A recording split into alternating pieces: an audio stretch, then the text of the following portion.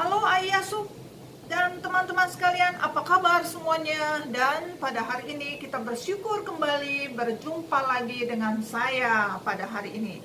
Nah, hari ini apa kabar semuanya? Terutama AI ya, asuk-asuk nanti belum dulu ya. AI yang minggu kemarin merayakan hari Mama, merayakan Mother's Day ya, yang didapat ucapan dari anak, dari cucu, dari suami tercinta ya. Kiranya Tuhan memberkati AI semuanya ya, dan memberkati teman-teman semuanya yang semuanya para ibu-ibu ya.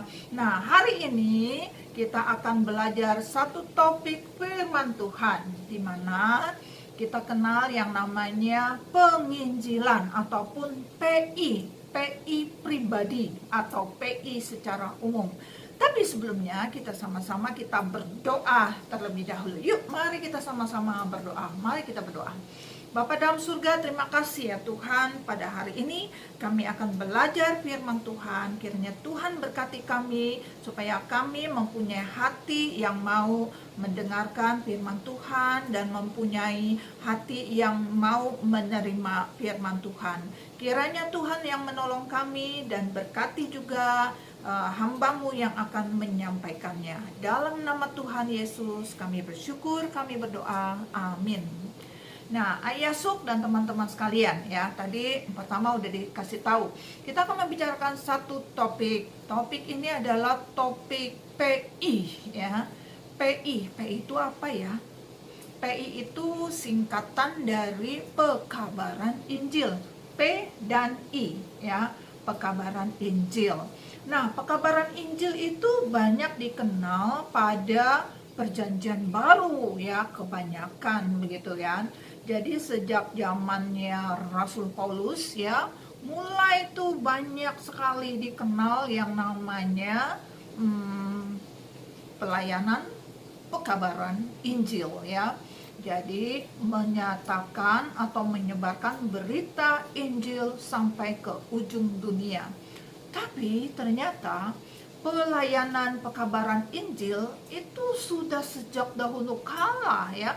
Sebelum Tuhan Yesus lahir juga orang banyak yang menyampaikan pekabaran Injil. Memang Injil secara letterlock itu memang adanya di dalam Perjanjian Baru karena berita Injil. Injilnya itu berita akan keselamatan, berita gembira, berita yang baik gitu ya.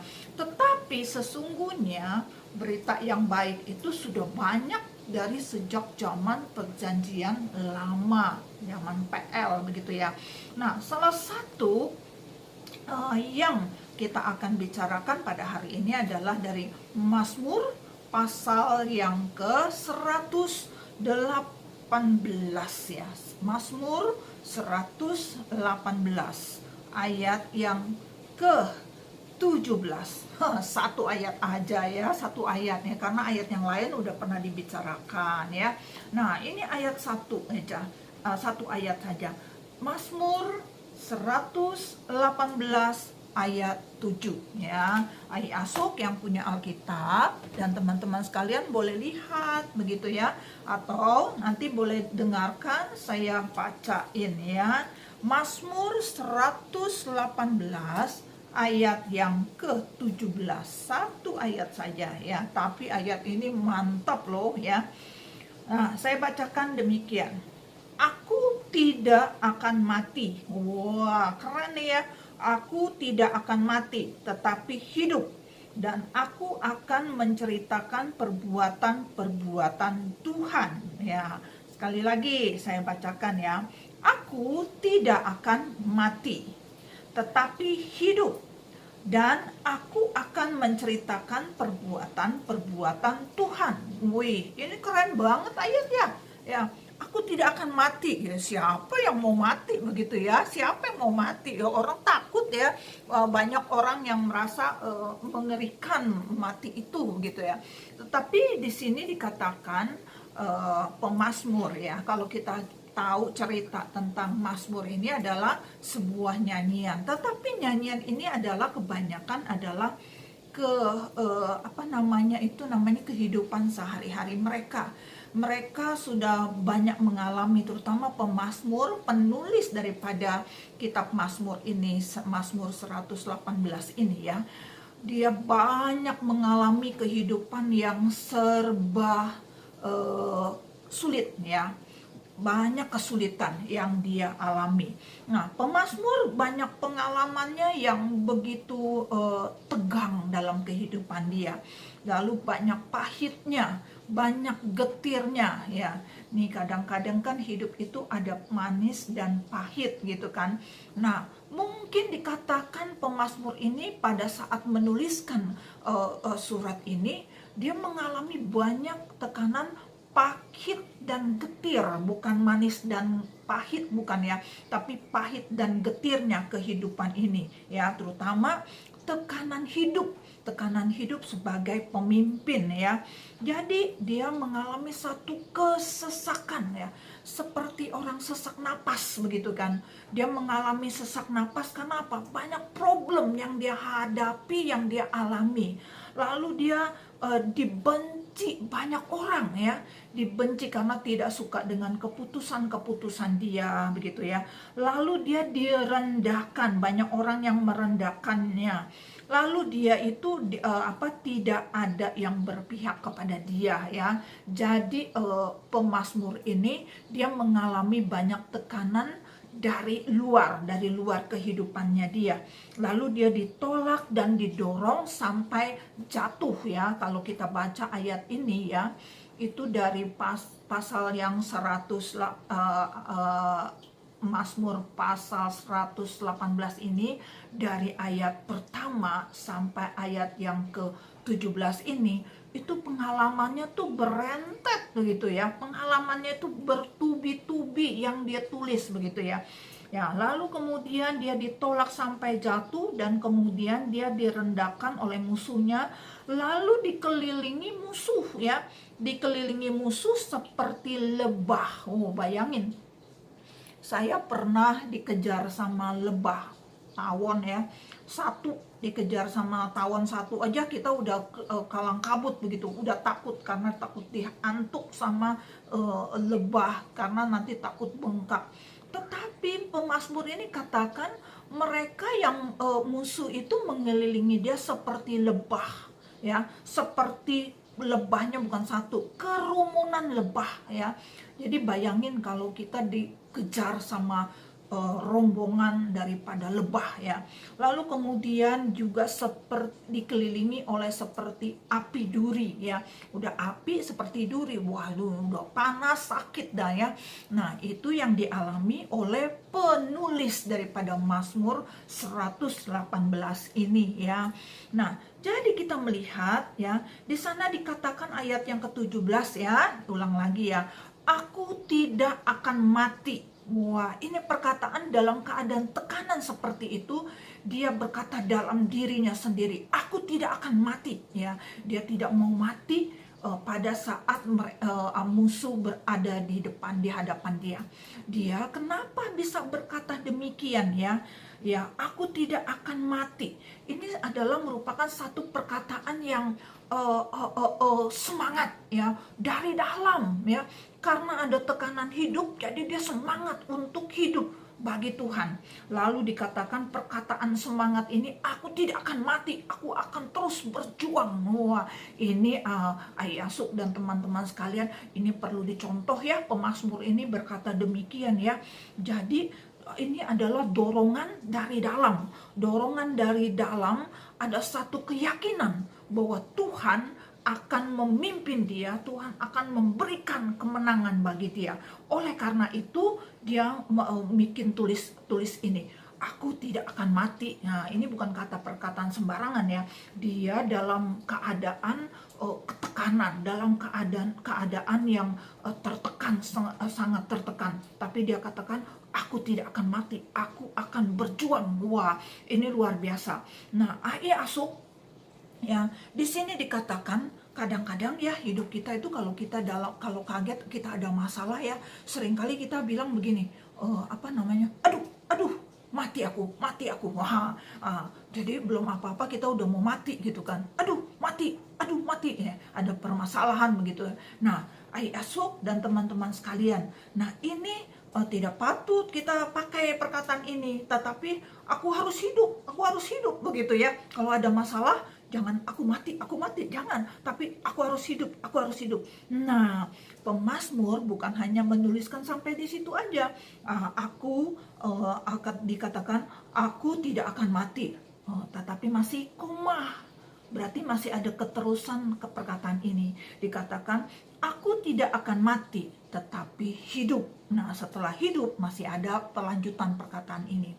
Dan aku akan menceritakan perbuatan Tuhan. Nah, jadi ada tujuan ya. Dia mau hidup, dia mau bangkit, dia mau semangat, dia mau berjuang. Tetapi untuk apa? Untuk menceritakan perbuatan Tuhan ya, yang luar biasa, yang menolong dia, yang menolong keluar dari tekanan-tekanan, keluar dari kerumunan tawon itu ya, musuh-musuh yang seperti tawon, musuh-musuh yang seperti api mengelilingi dia. Nah, jadi dia mau hidup, dia mau menceritakan perbuatan Tuhan. Nah, ini adalah seperti semangat kalau kita lagi menghadapi masalah. Itu perlu kita contoh dalam kehidupan sehari-hari. Kalau kita lagi dalam perang kita kan banyak macam ya perangnya kita. Perang dalam menghadapi permasalahan hidup kita, tekanan-tekanan hidup kita. Mungkin kita lagi berperang melawan iman dan kepercayaan kita, antara percaya Tuhan dan tidak percaya kepada Tuhan. Atau kita peperangan di dalam hal sakit, kita lagi dalam berperang, apakah aku akan sembuh atau tidak. Jangan bilang aduh matilah, aku sakit terus, aduh matilah, jangan. Tetapi aku akan hidup, aku akan semangat, aku akan hidup, aku akan semangat. Dan kalau sudah sembuh, jangan lupa bercerita kepada banyak orang, Tuhan akan sembuhkan kita. Nah, Asuk dan teman-teman sekalian, dalam keadaan perang rohani kita, dalam keadaan perang dalam melawan sakit kita, dalam perang melawan apa permasalahan, problem-problem kehidupan kita di rumah tangga ataupun di dalam masalah-masalah finansial dan keuangan dan lain sebagainya. Ya, ingat, Tuhan itu sebagai penolong, memberikan jalan keluar. Tetapi Tuhan memberikan jalan keluar tuh bukan blek langsung ya dari langit. Wah, kalau kita ada masalah uang, tiba-tiba duit datang langsung dari atas. Bukan ya. Tetapi ada jalan-jalan keluar yang kita tetap harus usaha. Kita harus ada kerja, ya, kita harus ada segala yang kita usahakan. Kita terus doakan ya. Nah, Asuk dan teman-teman sekalian, ya, Tuhan akan memberikan pertolongan kepada kita setiap saat ya. Oleh karena itu pemazmur berkata, aku tidak akan mati, aku akan hidup, dan aku akan menceritakan perbuatan Tuhan. Nah, Asuk dan teman-teman sekalian, perkataan ini juga harus kita miliki ya. Saya juga ingin memiliki perkataan ini, karena selama aku hidup, selama saya hidup, selama Merce hidup ini, harus menceritakan perbuatan Tuhan. Kalau enggak, kita hidup untuk apa juga ya? Kita hidup kalau nggak ada artinya buat apa ya? Mendingan kita punya arti di dalam kehidupan kita, menceritakan perbuatan Tuhan kepada banyak orang ya. Ini adalah perkataan yang harus kita miliki ya. Aku tidak akan mati tetapi hidup, dan aku akan menceritakan perbuatan Tuhan. Semangat penginjilan. Nah, penginjilan ini sekali lagi sejak perjanjian lama ini ya, banyak penginjilan. Apa itu penginjilan? Menceritakan perbuatan Tuhan ya. Perbuatan yang begitu ajaib, perbuatan bagaimana Tuhan begitu baik kepada kita. Tuhan begitu indah melakukan segala sesuatu untuk kita. Nah, oleh karena itu, di dalam pemberitakan Injil ya, sejak zaman PL sampai zaman Perjanjian Baru. Nah, memang dalam Perjanjian Baru Rasul Paulus itu adalah kepala daripada perjanjian kepala daripada PI ya, pekabaran Injil. Dia sampai ada perjalanan Rasul Paulus yang pertama, perjalanan Rasul Paulus yang kedua, sampai perjalanan Rasul Paulus yang ketiga ya. Nah, jadi kita juga perlu pelajari, kita juga perlu mengikuti akan jejak daripada orang-orang di dalam Alkitab, tokoh-tokoh Alkitab yang melakukan perjalanan misi kita. Nah, sekarang perjalanan misi kita gimana? Ada PI secara pribadi, ada PI secara besar-besaran, secara grup. PI pribadi itu paling mudah sekali ya, yaitu berbicara, menceritakan kepada orang-orang yang kita temui. Nah, siapa sih yang kita temui? Coba tag ya, tulis setiap hari. Hari ini saya ketemu siapa aja. Saya ketemu sama tukang sampah, saya ketemu sama tukang sayur, saya ketemu sama tukang ketoprak, saya ketemu sama tukang siomay, saya ketemu sama AI tetangga, saya ketemu sama asuk di sebelah, saya ketemu sama orang yang di pasar, saya ketemu sama siapa aja, tetangga, ketemu sama anak-anak, ketemu sama cucu, ketemu sama mantu. Nah, ini adalah PI pribadi ya, menceritakan akan perbuatan-perbuatan Tuhan kepada mereka ya.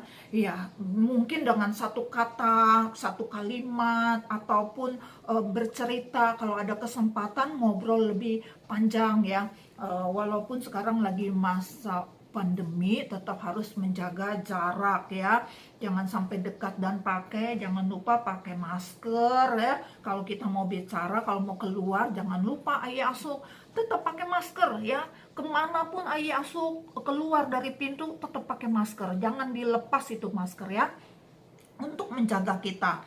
Nah, jadi kita melihat di sini, aku tidak akan mati tetapi hidup dan akan menceritakan perbuatan-perbuatan Tuhan secara PI pribadi kepada banyak orang, kepada orang yang kita jumpai, siapa aja ya, ketemu siapa aja kita ketemu ya. Makanya kita berbuat, karena kita kita ini adalah tulisan-tulisan Allah, kita ini adalah tulisan Roh Kudus, kita ini jadi saksi dimanapun kita berada, lewat mulut kita, lewat tingkah laku kita ya, itu jadi saksi. Nah, PI pribadi, belum lagi kalau misalnya kita punya talenta untuk memberitakan perbuatan-perbuatan Tuhan kepada banyak orang, misalnya dalam acara misalnya ulang tahun, misalnya asuk ulang tahun, kan kumpul tuh anak cucu ya, coba kasih kesaksian begitu kan. Ini PI pribadi, PI lebih banyak orang begitu kan, dalam acara ulang tahun, dalam acara perkawinan, dalam acara apa saja, kan banyak orang bisa bikin kesaksian. Saya mau kesaksian karena Tuhan sudah tolong saya, mulai bla bla bla cerita ya, tentang bagaimana Tuhan menolong saya, Tuhan memberkati saya, Tuhan membawa saya keluar dari permasalahan, Tuhan memberikan kekuatan walaupun saya dalam keadaan sakit begitu ya. Ini adalah kesaksian ya, jadi perlu diceritakan. Jangan lesu dalam keadaan sakit ya. Ya, saya mah udah tua, saya mah udah nggak bisa apa-apa. Nah, itu nggak ada semangat. Tetapi kita anak Tuhan perlu ada semangat ya. Semangat ya, semangat berkobar-kobar. Seperti pemazmur ini katakan bahwa aku akan hidup ya, aku tidak akan mati, aku akan hidup. Karena apa? Dalam hidup itu memberitakan perbuatan Tuhan ya. Nah, jadi kita melihat menceritakan. Nah, sekarang sekali lagi kita menceritakan perbuatan Tuhan. Perbuatan Tuhan itu banyak sekali dalam kehidupan kita. Jangan sekali-sekali kita menceritakan tentang perbuatan kita ya. Kadang-kadang kita sering keseleo nih ya, menceritakan tentang dulu kita seperti apa, menceritakan tentang diri sendiri ya, menceritakan bagaimana hidup saya dulu, bagaimana saya begini, wah dulu saya jagoan, wah dulu saya hebat, wah dulu saya begini, dulu saya begini, dulu gitu. Nah, sekarang Tuhan mau kita adalah bagaimana sekarang kita sebagai anak Tuhan ya, memberitakan firman Tuhan ya. Oleh karena itu, pertama kita harus menceritakan, yang kedua adalah sekarang ya, waktunya. Jangan ditunda-tunda ya, Asuk ya. Masih ada waktu untuk kita memberitakan firman Tuhan. Nah, jangan menceritakan perbuatan diri sendiri, tetapi ceritakanlah perbuatan Tuhan yang luar biasa. Karena apa? Sampai nanti Tuhan panggil kita sudah siap. Sampai Tuhan panggil kita siap yang menjadi seorang pembawa berita. Pemberita apa? Pemberita perbuatan-perbuatan baik yang daripada Tuhan dalam kehidupan kita. Yuk, mari kita melakukan perbuatan-perbuatan Tuhan ya, melakukan cerita ya, perbuatan-perbuatan Tuhan yang begitu indah, yang begitu baik kepada kita. Kita harus semangat untuk hidup, untuk menceritakan perbuatan Tuhan di dalam kehidupan kita, di dalam hidup kita sehari-hari ya. Jadi kita belajar untuk menjadi anak Tuhan yang setia ya, di mana Tuhan juga sudah setia kepada kita ya. Nah, sekarang Asuk ya, kita harus menjadi contoh ya untuk anak dan cucu. Kalau kita pandai cerita nih, kita sering cerita, walaupun kita nggak pandai begitu ya, kita sering cerita, nanti anak dan cucu itu akan nularin ya. Anak dan cucu itu akan ikut ya, karena ada bisa ikut menular lah ya, karena ada mamahnya, popohnya yang kungkungnya, papanya yang sudah bisa menceritakan perbuatan Tuhan, dia juga akan tertular untuk menceritakan perbuatan-perbuatan Tuhan. Oleh karena itu, sejak sekarang kita bersaksi, kita bercerita tentang Tuhan yang begitu indah, Tuhan yang begitu ajaib, perbuatan-perbuatannya yang luar biasa yang Tuhan sudah tunjukkan kepada Asuk dan teman-teman sekalian. Menjadi saksi selama kita hidup. Ada satu lagu ya, bersaksi terus sampai Tuhan datang, sampai Tuhan menjemput kita. Jadi selama Tuhan belum jemput kita, ada waktu untuk bersaksi bagi Tuhan. Kita akan nyanyikan lagu ini ya. Nah, lagu ini adalah sebentar ya.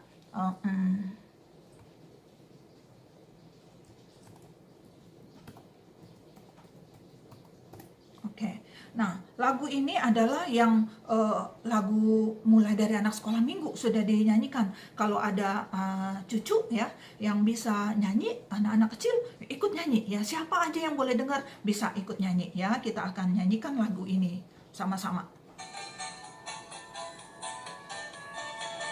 Bersaksi terus sampai Tuhan datang. Bersaksi terus sampai Tuhan datang.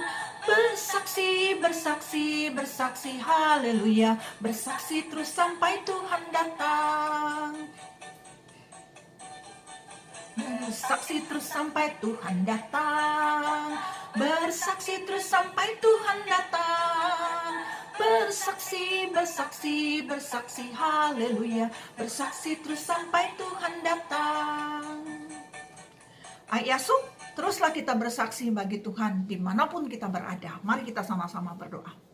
Bapa dalam surga, terima kasih untuk hari ini kami boleh belajar firman Tuhan. Kami boleh dapat menjadi saksi Tuhan, menceritakan akan perbuatan-perbuatan Tuhan. Selama Tuhan masih kasih kesempatan kepada kami untuk hidup, kiranya kami boleh menjadi saksi. Terima kasih Bapa, kiranya Tuhan memberkati AI dan Asuk dan teman-teman sekalian.